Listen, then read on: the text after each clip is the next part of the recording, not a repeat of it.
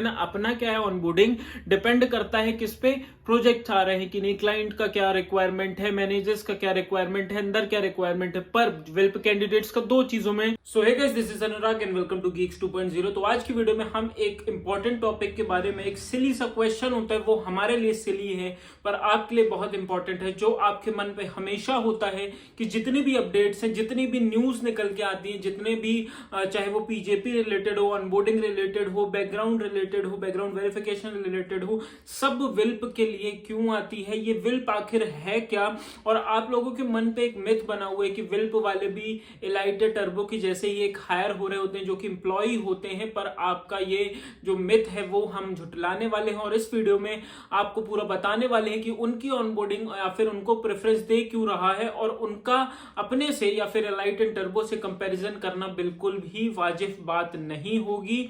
और अनुराग भाई आपका एलाइट टर्बो से है तो आपको पूरी ज्ञान वाली वीडियोस तो देगा ही, जहां पे कंफ्यूजन आएगा तो वो तो यहाँ होगा ही।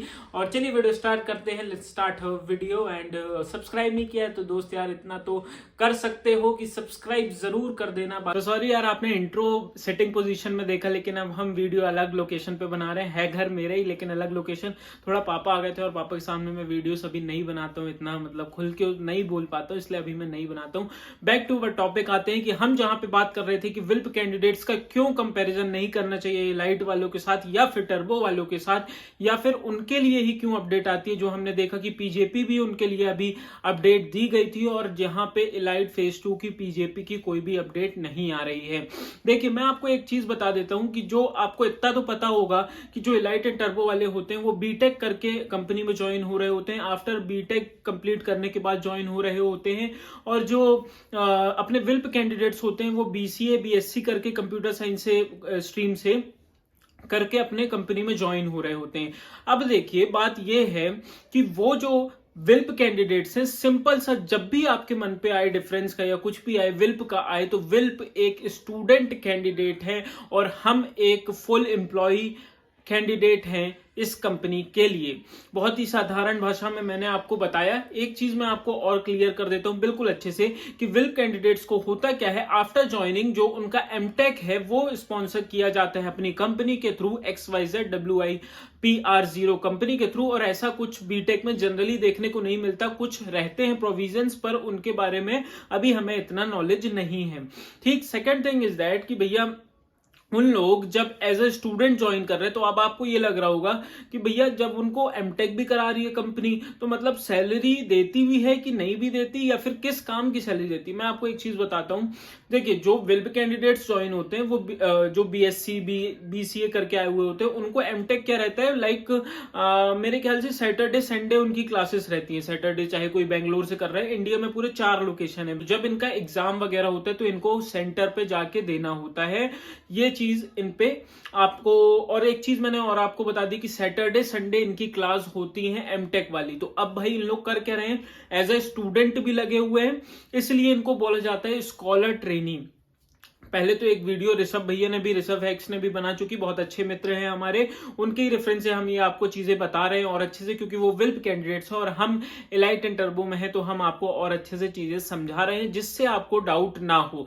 तो मैंने जैसे कि आपको बताया कि हमारी ऑनबोर्डिंग उनसे क्यों नहीं रिलेट कर पाती, क्योंकि भैया उनको स्कॉलर ट्रेनिंग की कैसी जरूरत होती है। देखो सबसे पहली बात सैलरी डिफरेंस, और दूसरा चीज भैया जो एमटेक करा रहे वहां पे वैकेंसी खाली। अब भाई अगर वहां पे वैकेंसीज हैं अभी, जैसे भाई वहां तो ऐसा ही कि एमटेक वाले तो जो पास आउट हो रहे हैं वो तो एक फ्रीक्वेंट स्टेजेस पे हो रहे हैं ना। अपना क्या है ऑनबोर्डिंग डिपेंड करता है किस पे, प्रोजेक्ट आ रहे हैं कि नहीं, क्लाइंट का क्या रिक्वायरमेंट है, मैनेजर्स का क्या रिक्वायरमेंट है, अंदर क्या रिक्वायरमेंट है। पर विल्प कैंडिडेट्स का दो चीजों में आप बोल सकते हो कि मेन फैक्टर इफेक्ट होते हैं। पहली चीज तो ये कि भैया जो जिनकी एमटेक कंप्लीट होती जा रही तो उनको नेक्स्ट बैच भी तो चाहिए, इसलिए उनका ऑनबोर्डिंग करना जरूरी भी है विल्प कैंडिडेट्स का। सेकंड थिंग इज दैट कि सैलरी इनको बहुत कम मिल रही होती है, या फिर हम बोले कि सैलरी ही नहीं मिलती, एक टाइप का कॉम्पनसेशन टाइप का होता है कि 16-17 हजार में, थोड़ा मतलब अच्छे वैसे देसी भाषा में बोलूं, 15-16 हजार, 17 हजार, 18 हजार, मतलब 15 से 20 हजार में इनकी कॉम्पनसेशन टाइप की वेरी करती है भैया। पर ये भी तो देखो कि बिट्स पिलानी, ये सबसे एमटेक भी करा रही है, तो दोनों तरफ बेनिफिट होते हैं। एक चीज और आप देख सकते हो, जैसे मैंने आपको बताया कि स्कॉलर ट्रेनी है, एक एज ए स्टूडेंट जुड़े हुए हैं और हम एज ए एम्प्लॉय जाएंगे तो ना इनका पीएफ अकाउंट खुलता है, ना इनका कोई भी फंड अकाउंट खुलता है। बाकी नॉर्मली थोड़ी थोड़ी चीजें मिलती है, इंश्योरेंस एंड क्लेम्स वगैरह ये सब मिल जाता है, पर मेडिकल क्लेम्स, इंटरनेट क्लेम्स, ये सब चीजें मिल जाती है। पर आप अपना जैसे वो बनता है ना कि पूरा फंड कट रहा है और पूरा पर्टिकुलर एम्प्लॉय, तो वो ऐसे कुछ यहाँ नहीं रहते हैं।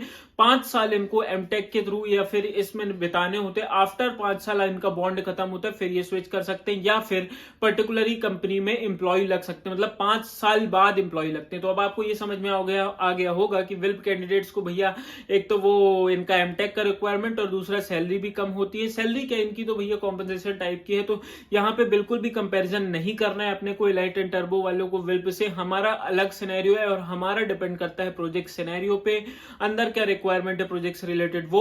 और एक चीज और बता दें आपको कि बहुत से टीसीएस विप्रो ने, आपने सुना ही होगा इन्फोसिस में, यहाँ पे बहुत सारा वर्क सपोर्ट का और बहुत सारा वर्क ऐसा होता है कि सिर्फ आपको एक्सेल शीट या फिर मतलब नॉर्मली वर्क होता है, तो वो इनसे विल्प कैंडिडेट्स के थ्रू काम, सॉरी टू से दिस, विल्प कैंडिडेट्स भी बहुत डेवलपर होते हैं, बहुत अच्छे से काम करते हैं।